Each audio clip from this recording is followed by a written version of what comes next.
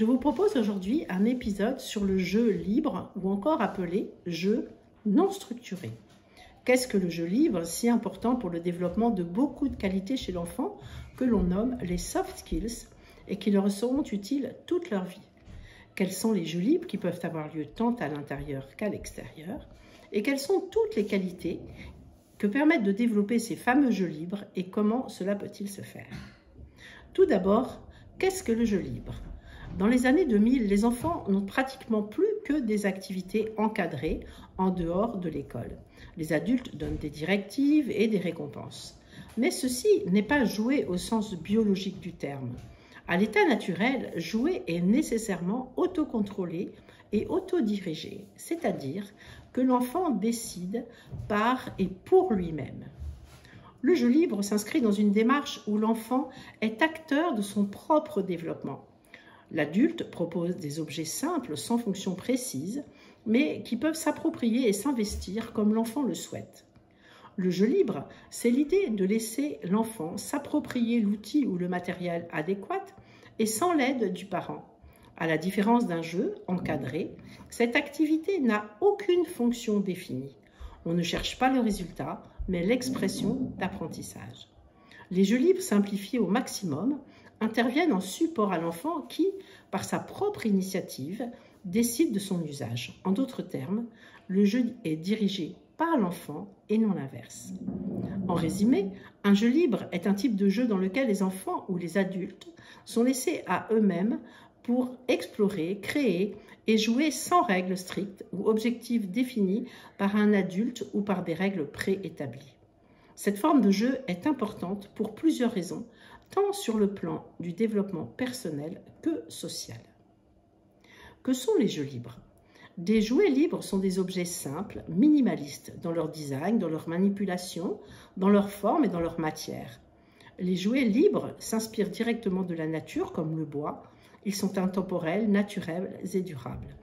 Ces objets vont permettre aux enfants de se projeter et de susciter naturellement leur créativité et leur intérêt.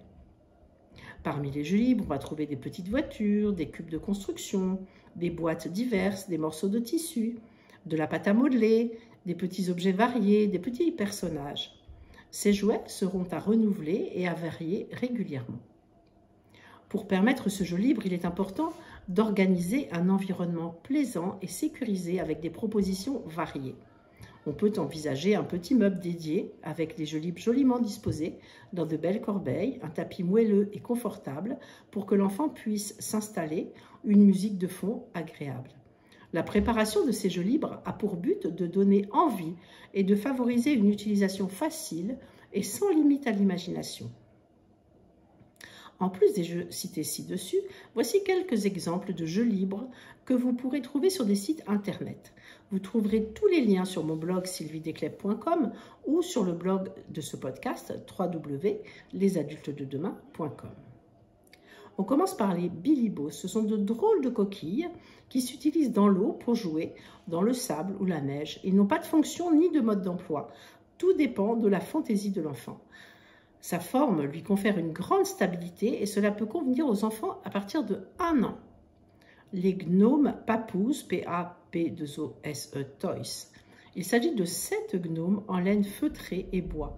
Ces personnages aux couleurs vives sont de véritables outils d'éveil. En raison de leur visage neutre, l'enfant peut personnifier le gnome selon son imagination. Ce sont donc de très bons supports pour la créativité. Ils conviennent aux enfants à partir de 3 ans. Les jouets Happy Place, H-A-2-P-Y, Place, P-L-A-C-E. C'est un lot de 40 pièces en bois de 2 à 15 cm.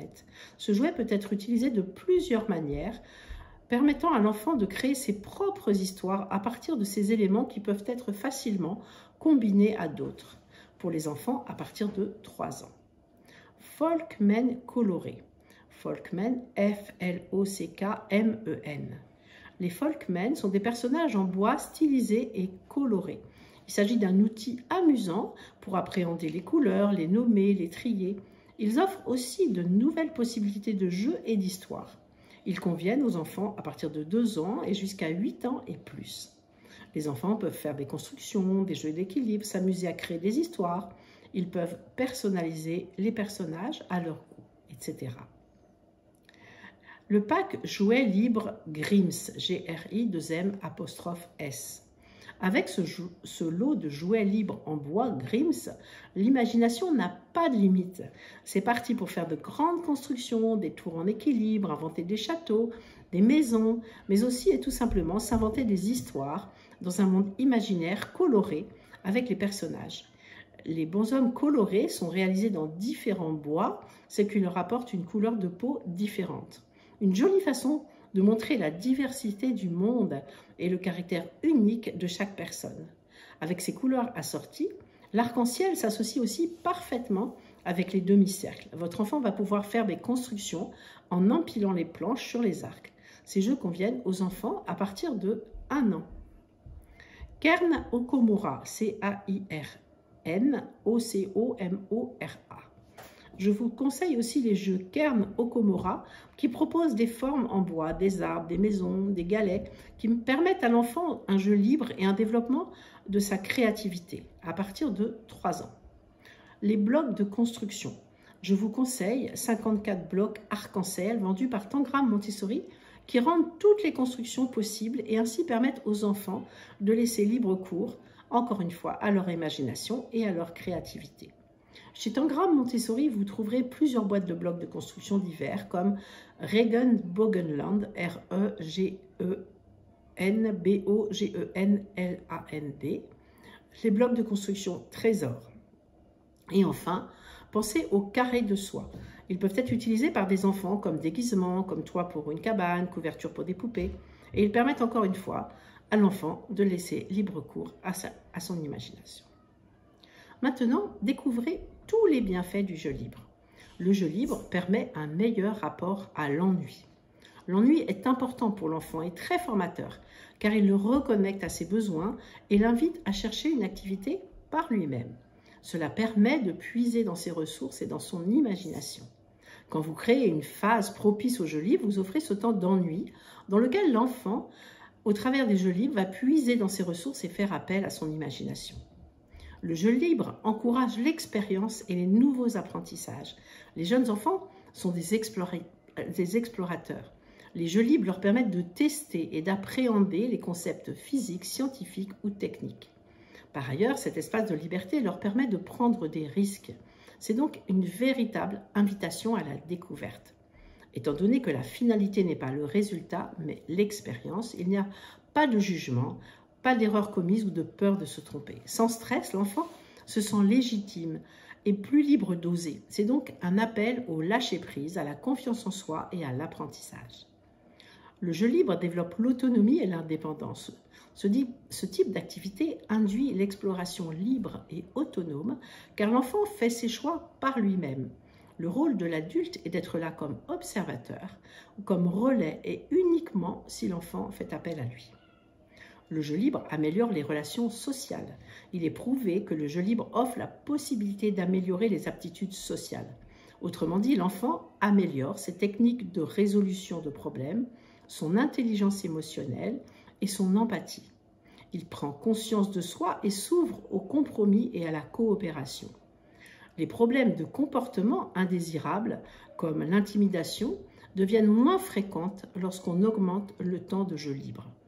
Quand les enfants dirigent eux-mêmes leur jeu, ils acquièrent un apprentissage social et affectif dans la capacité de contrôler leur agressivité et de réguler leurs sentiments de colère et de frustration. Lorsqu'il est effectué à plusieurs, cela renforce les habiletés de résolution des conflits. Le jeu libre développe la concentration. L'enfant est naturellement curieux. L'exploration à travers le jeu libre lui permet de se concentrer pour aller au bout de ses envies et de ses choix spontanés d'utilisation des éléments. Il fait preuve d'un élan intérieur pour construire et inventer. Tout ceci l'aide à focaliser naturellement et facilement son attention sur de larges plages horaires.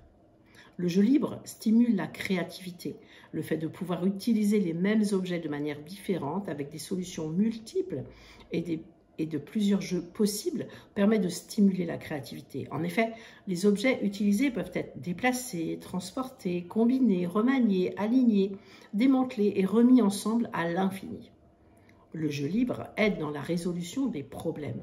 Comme on l'a vu plus haut, le jeu libre n'a pas de règles, pas de cadre et pas de but. Quand les enfants vivent l'incertitude des jeux comportant des défis ou des risques, ils développent les réactions émotionnelles, des aptitudes physiques et des aptitudes d'adaptation qui renforcent leur capacité de faire face à l'adversité. Ce sont des habiletés importantes pour la résilience et la bonne santé mentale durant l'enfance et l'adolescence. Le libre choix développe aussi la confiance en soi.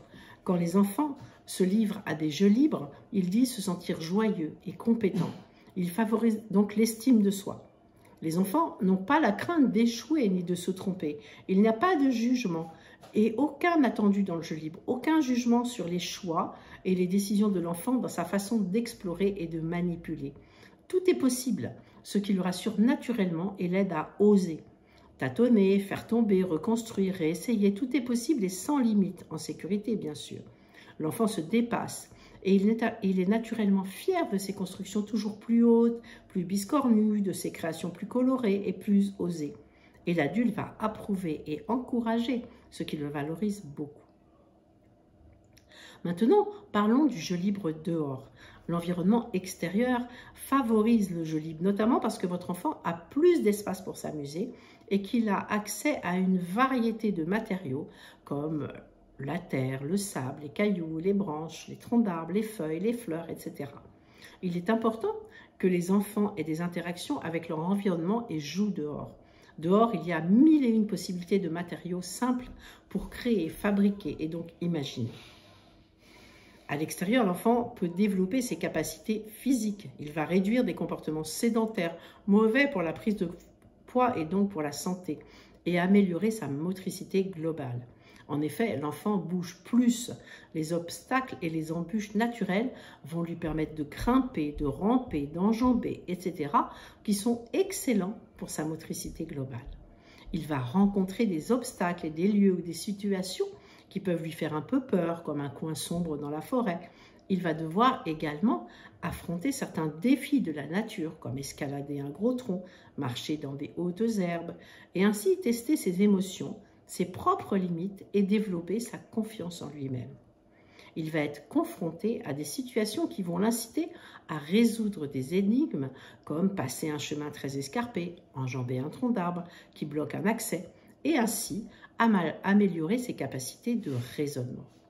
Et encore une fois, les éléments rencontrés dans la nature vont stimuler sa créativité et son imagination. Les branches vont devenir tantôt des cannes à pêche, tantôt des épées et encore des baguettes magiques. Les morceaux de branches vont permettre la construction d'une cabane. Les feuilles, les fleurs, l'herbe et la mousse vont permettre la création de potions et de soupes. Et bien sûr, tout cela va aussi permettre une approche sensorielle des éléments, des matières à toucher, à voir, à sentir, comme les feuillages, la boue, le sable, la terre, l'herbe, etc. Abordons maintenant comment favoriser ce jeu libre et actif. Il est important d'offrir des occasions de jouer librement et d'encourager les enfants à le faire. Pour cela, c'est bien de laisser des plages horaires où l'on ne prévoit rien et qui favorisent cet espace-temps de flottement calme, propice au jeu libre. Idéalement, pour entrer dans un jeu, s'y connecter et développer son imagination, un enfant a besoin de minimum 15 minutes. Pendant que votre enfant s'invente des histoires avec ses jouets libres, il est important de le laisser en autonomie, sans interférer dans son moment et sa créativité, à moins qu'il ne vous y invite. Quand il vous demande votre avis ou qu'il vous propose de le rejoindre, montrez de l'intérêt pour ce qu'il invente et veut vous faire partager dans son jeu. Vous pouvez par exemple dire « Génial ta construction, comment as-tu appelé cela ?» Vous aurez compris que le jeu libre prépare l'enfant à la vie d'adulte. En participant au jeu libre, les enfants acquièrent des compétences pour la vie d'adulte telles que la créativité, la résolution de problèmes, la communication et la prise de décision.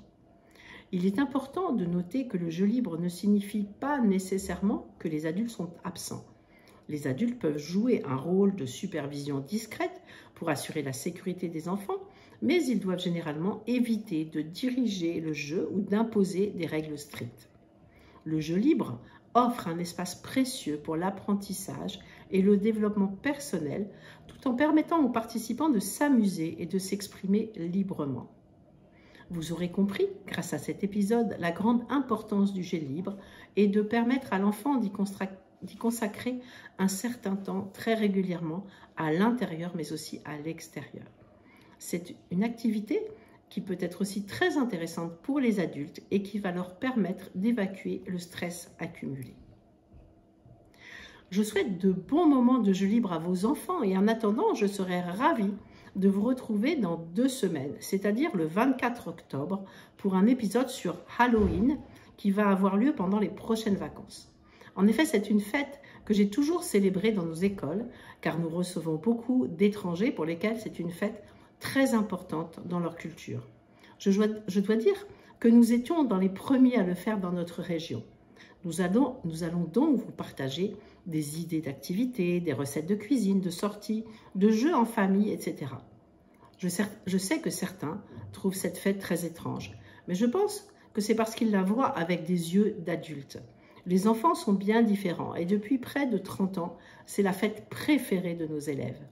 Donc comme pour moi, l'essentiel est le bonheur et la joie des enfants, Halloween est une journée très importante et qu'il faut voir comme un moment de joie, de partage, d'amusement, de créativité à partager tous ensemble.